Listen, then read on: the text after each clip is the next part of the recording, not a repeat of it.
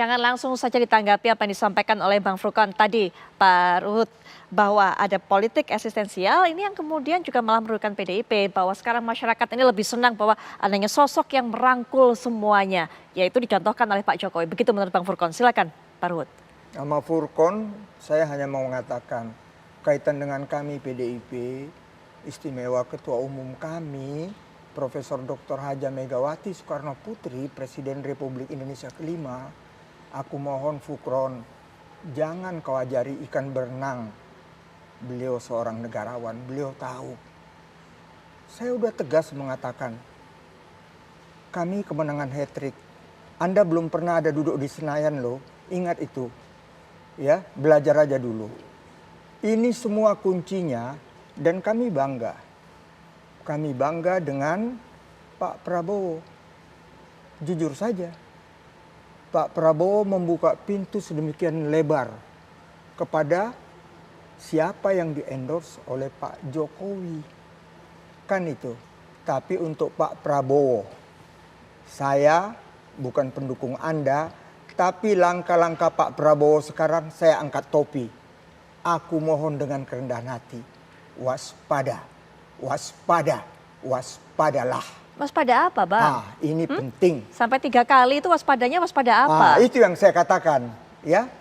Kadang-kadang rakyat di bawah tanya, kok jarang Pak Prabowo tampil, kok lebih sering yang kedua. Itu yang saya katakan, waspada itu. Tapi percayalah, Pak Prabowo itu orang hebat. Hubungan juga dengan Ibu Megawati Soekarno Putri masih sangat baik. Dan kami, PDI Perjuangan, jujur, kami diajarkan siap menang, siap kalah. Baik. Walaupun kami kalah dan kami bukan pendukung Pak Prabowo, selama Pak Prabowo on the track, kami tetap akan mendukung. Dan kami bangga dengan Pak Prabowo. Jadi nggak usah khawatir, bicara semangat kebersamaan. Ibu Megawati itu mengajarkan kami. Kami bersama dengan semua partai kok. Kami bersama. Baik, tapi walaupun mau mencoba kami sendiri, no problem. Jakarta sudah kami buktikan. Nah ini bicara Jakarta, bicara Jakarta juga Bang Ruhut, nyambung nih. Karena tadi Pak Handoko ini masih punya keyakinan bahwa akan melaju menuju putaran kedua. Kalau seperti ini semua konsentrasinya beda, terarah. Wah hati-hati, ini yang harus waspada. Jangan-jangan Mas Ram dan Bang Dul nih kalau gini, kalau ada putaran kedua nih. Saya gini, orang yang bicara itu selalu apa yang ada sekarang di depan mata kita. Kami DKI menang kan? Jadi jangan ada berpemikiran nanti akan ada putaran kedua. Kayak dukun aja kalian. Kalian bukan dukun. Ya. Apalagi mau dibilang dukun politik. Di Senayan aja nggak ada. Nggak ada di Senayan. Kami jelas kok partai pemenang. Ya. Kami menguasai semua kok. Tapi bicara Pak Prabowo, kami juga hormati. Saya Ruhut Poltak Sitompul juga mendukung. Hasto pun sekjen saya mendukung Pak Prabowo. Kami semua mendukung. Tapi wajar dong kami minta ya, jangan kita ya, tadi profesor nih baik sekali mengatakan. Baik sekali. Ini guru kita nih apalagi dari UI, termasuk alma mater anak saya juga ya. Jadi betul ya, tapi ingat Pak Prabowo itu orang pintar. Dia hanya melihat peta politik 100 hari kerja saja.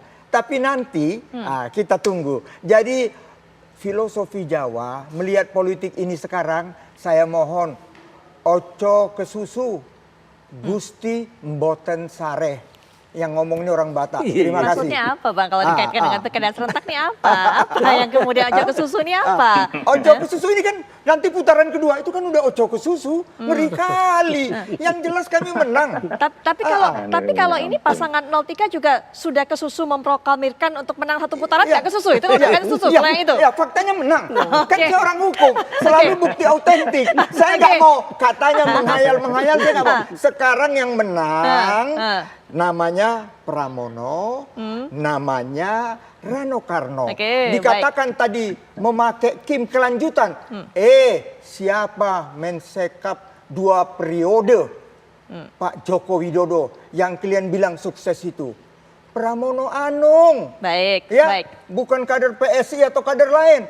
Kader PDI Perjuangan termasuk Jokowi juga kader kami, tapi ngebalelo, ya Oke, udah, baik. ya ada masalah bagi kami. Baik, Pak Ruhut. Cukup Sepertinya- sekian, Oke. terima kasih. Oke, sepertinya di waktu yang tersisa kami hanya bisa memberikan kesempatan untuk masing-masing narasumber lainnya memberikan kalimat penutup. Pak Handoko terlebih dahulu, yang ketamanya sepertinya lebar. Kalau melihat katanya ojo ke susu, Pak. Nah, saya juga tanya, jangan-jangan pasangan 03 juga ke susu nih, Enggak. kemudian proklamirkan diri. Silakan Pak Handoko. Jadi sekali lagi untuk Jakarta ya, untuk Jakarta itu kita tunggu pengumuman resmi. Ya. Kata di kami itu nanti kita akan ada putaran kedua lah kira-kira begitu. Tapi saya tergelitik juga untuk komentari Bang Ruhut soal waspada tadi itu juga sama. Masa kemudian kita mengajari Pak Prabowo soal itu. Dan itu saya pikir itu adalah narasi pecah belah ya, seolah-olah kemudian kedekatan Pak Jokowi dengan Pak Prabowo ini akan menimbulkan ancaman. Jadi saya pikir itu narasi yang nggak perlu. Jadi kita kembali lagi bahwa kita perlu memang hari ini saya setuju dengan Mas Furqon bahwa hari ini kita memang politik kolaboratif yang memang lebih bisa diterima, siapa yang dekat dengan rakyat, siapa yang kemudian nampak dan terbukti bekerja keras untuk kesejahteraan rakyat, itulah yang kemudian menjadi panutan rakyat, dan itu ada di Pak Jokowi. Begitu Mbak Putri, terima kasih. Baik. Pak Bang Furqon juga, silakan penutup Bang Furqon. Iya, saya memperkuat apa yang disampaikan oleh Mas Handoko bahwa apa yang disampaikan Bang Ruhut tadi, kosakata yang digunakannya itu tendensius ya, tendensius menjebak, mengadu domba memang. Dan ini khas buzzer-buzzer yang banyak sekali coba mengadu domba Pak Jokowi dengan Pak Prabowo, mengadu domba kebangsaan dengan agama misalkan dan seterusnya. Saya kira itu udah nggak laku lagi. Itu sudah di belakang itu. Kita menatap masa depan. Masa depan ini membutuhkan persatuan nasional. Ya, Indonesia membutuhkan persatuan nasional untuk menyongsong masa depan Indonesia emas gilang gemilang. Apa yang dicontohkan oleh Pak Jokowi dan Pak Prabowo itu adalah sebuah ketauladanan persatuan nasional, ya, kebersamaan, merangkul semua pihak, tidak berjarak dengan rakyat, dan ini adalah implementasi langsung dari sila ketiga persatuan nasional tadi. Persatuannya tidak hanya antar kelompok, tapi antara penguasa dan rakyat tidak berjarak. Itu disimbolkan dengan pohon astana ya, orang mengenalnya pohon beringin, tapi yang mengusulkannya Raden Mas Ngabehi Purbacaraka itu spesifik menyebutnya pohon astana. Pohon di mana raja dan rakyat itu ngariung bersama membicarakan persatuan bersama, urusan-urusan bersama, membicarakan hajat hidup bersama. Jadi persatuan nasional itu dimensinya begitu luas. Dan tolong kepada Bang Ruhut dan teman-teman, jangan rusak atmosfer persatuan nasional ini. Politik pilkada, pilpres, pileg itu sementara. Tapi laju bangsa menatap masa depannya, ini adalah kepentingan bersama yang tidak boleh rusak gara-gara adu domba, dikotomi dan polarisasi. Saya kira gitu. Bersama kita songsong masa depan Indonesia. Baik, selanjutnya juga Prof. Kacumarijan, silakan penutup Prof. Kacumarijan. Masih semua mantan presiden jelas punya pengaruh.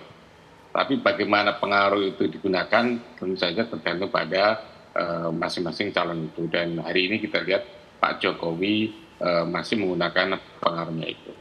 Tetapi the working of the pengaruh itu tergantung pada masing-masing daerah. Jadi ada yang cukup bagus ya seperti Jawa Tengah, mungkin Sumatera Utara, tapi yang belum kelihatan adalah di Jakarta. Jadi kenapa? Karena memang ada variabel yang berbeda-beda antara satu sama lain, ketokohan dan lain-lain. Karakter masyarakat juga berbeda-beda. Jadi itu yang bisa saya katakan. Terima kasih. Baik, terakhir juga Prof. Ibnu, silakan. Ini kan baru 20 Oktober, ini 20 akhir November, baru sebulan lebih ya. Jadi ini kan masih berjalan ya. Saya belum melihat seperti apa akan ke depan idiosinkrasi dari kepemimpinan Pak Prabowo, belum lihat. Tapi yang jelas sekarang yang kelihatan akomodatif kan, sehingga pengaruh Pak Jokowi masih begitu besar. Karena kan sekali lagi orang-orang Pak Jokowi masih ikut dalam rombongan kabinetnya Pak Prabowo. Saya tidak tahu nanti kemudian hari Pak Prabowo akan terus memperbaiki mesin politiknya, mesin birokrasinya, menjadi dream teamnya beliau seperti apa kan kita masih nunggu. Kalau Belum dream team kemudian mungkin ada potensi menyisihkan kemudian. boleh jadi kalau misal target-target pembangunan nasional yang diarahkan ke 2045 Indonesia emas, peningkatan gizi, lalu pendidikan dan sebagainya oleh beliau dikawal sehingga membutuhkan orang-orang yang dianggap dream teamnya beliau, yang lain bisa diganti kan, dan itu hak prerogatif presiden kan begitu. Nah itu kan saya tidak bermaksud mendikotomi, ini kan proses yang wajar. Itu juga yang dilakukan dulu oleh presiden-presiden terdahulu gitu. Dia membentuk dream teamnya sendiri gitu. Baik. Itu yang namanya memang pemimpin harus punya dream teamnya, kalau nggak punya dream teamnya ya nggak bakalan tercapai ininya, critical mass-nya itu. Oke, Ya, ada gitu. lagi. Profesor ini benar. Kenapa ini semua terjadi selama belum terbongkar, ditutup-tutupi siapa? Fufu Fafa. Hahaha. Ini tetap rame. Dan jangan ajari kami mengenai nasional. Ya. Kami partai nasional. Baik. Dari zaman Indonesia ini merdeka. Tapi kita bicara mengenai selama itu ini yang Baik. dikatakan Profesor tadi. Apapun ya, Pak Prabowo kami dukung dan dia perlu punya dream team. baik, tapi kita Kami arahkan bangga ke lihat Pak pilkada Prabowo. serentak saat ini, begitu, Bang? Kaitan dengan pilkada ini, tolong untuk Jakarta aku ikuti aluran pikiran kalian. Walaupun nanti harus 2 periode turun mau cawe-cawe, hati-hati, rakyat marah.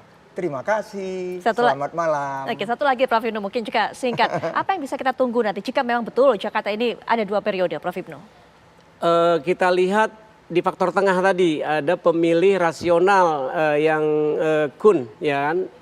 Yang memberikan suaranya kepada dan Dharma kata Pemrekun dan Prof. Kunwardana. Kacung tadi ada yang dan juga jadi berita juga hampir 40% yang golput belum milih ya kan. Ya. Nah ini masih dinamis di situ saya kira. Jadi faktor endorse, faktor yang lain saya kira masih di kalangan yang ke rasional, pemilih rasional itu biasanya nggak begitu inilah memang nggak begitu efektif biasanya. Karena mereka udah independen kan. Baik. Akan menentukan sendiri pilihan. Mungkin didengar, dibaca, tapi karena pemilih rasional, aku yang memutuskan deh begitu. Baik, Begitu. ya. Kita masih menunggu tentunya bagaimana penghitungan berjenjang terus dilakukan oleh KPU. Seperti apa hasilnya? Betulkah kemudian pasangan-pasangan ini yang diusung oleh Kim Plus termasuk yang diberikan rekomendasinya oleh mantan Presiden Jokowi betul-betul seperti dengan hasil quick count, betul-betul melaju dan juga mendapatkan suara terbanyak, termasuk Jakarta yang bikin penasaran 1 putaran atau 2 putaran, yang sebelah saya yakin 1 putaran, tapi kalau Pak Handoko ini yakin akan ada putaran kedua, kesempatan kedua, kita tunggu bersama. Sekali lagi terima kasih kepada para narasumber, Bang Furkon terima kasih, kemudian juga Pak Handoko terima kasih, sama-sama, semua Prof. salam. Kacung Marijan terima kasih Prof sudah meluangkan waktunya untuk bisa bergabung memberikan pandangan dalam forum ini. Prof Ibnu terima kasih sudah berkenan datang. Bang Ruhut terima kasih. Jangan pending-pending ya. Jangan pending-pending. Nanti kita akan bahas tema-tema lainnya.